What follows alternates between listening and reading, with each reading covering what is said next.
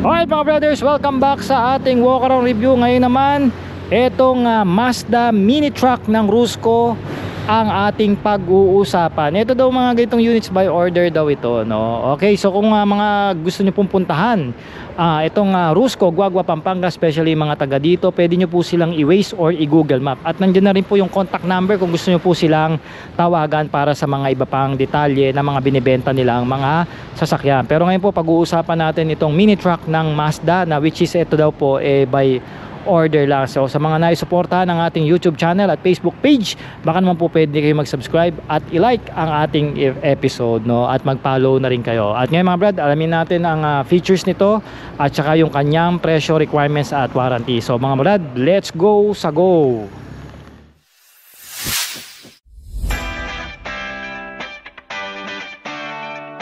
Mga brothers, available na sa Shopee ang ating riding jersey at iba pang mga riding gears na ginagamit natin. Nandyan yung link sa gilid ng video. Let's go, sa go!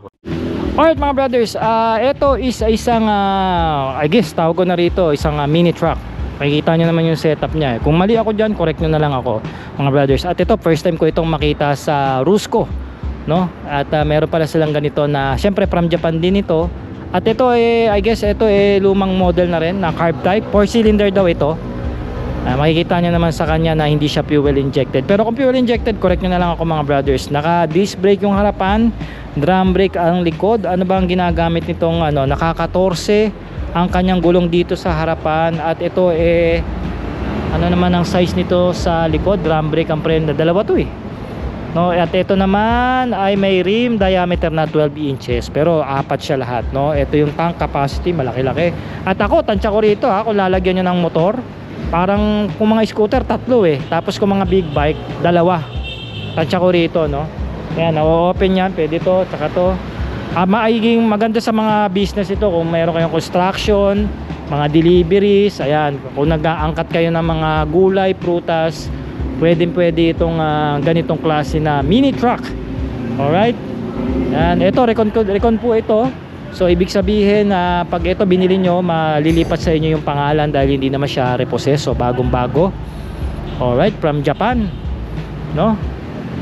Sariwa no? Okay, ganito pala pag open ng tingnan natin pinto. Uy, okay naman.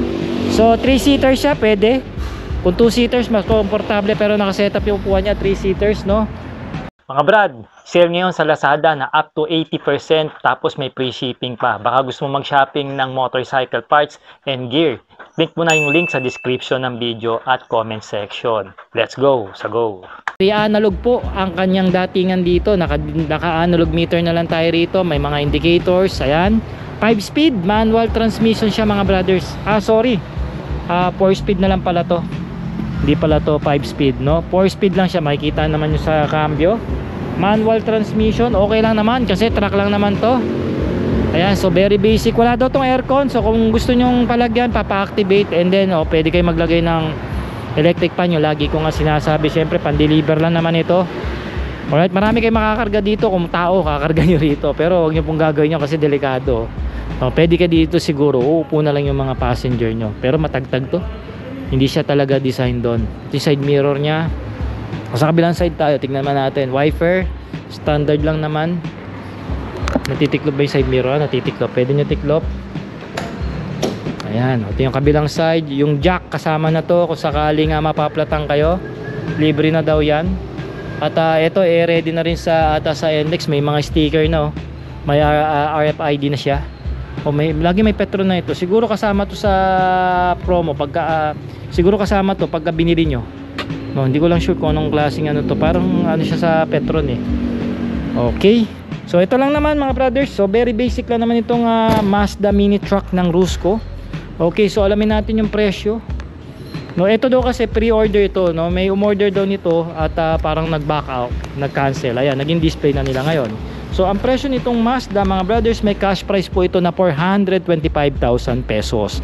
Ngayon kung magda-down naman kayo, meron siyang down payment na 60,000 pesos, and for monthly 20,000 pesos for 3 years po yan, at may rebate na 1,000 pesos kung kayo naman po updated nagbabayad. Siyempre pa, para sa mga negosyante naghahanap dyan, kung nagustuhan nyo to, mag-comment kayo ng yes, no? And for the requirements, once again, basic lang naman, valid ID, proof of billing, proof of income.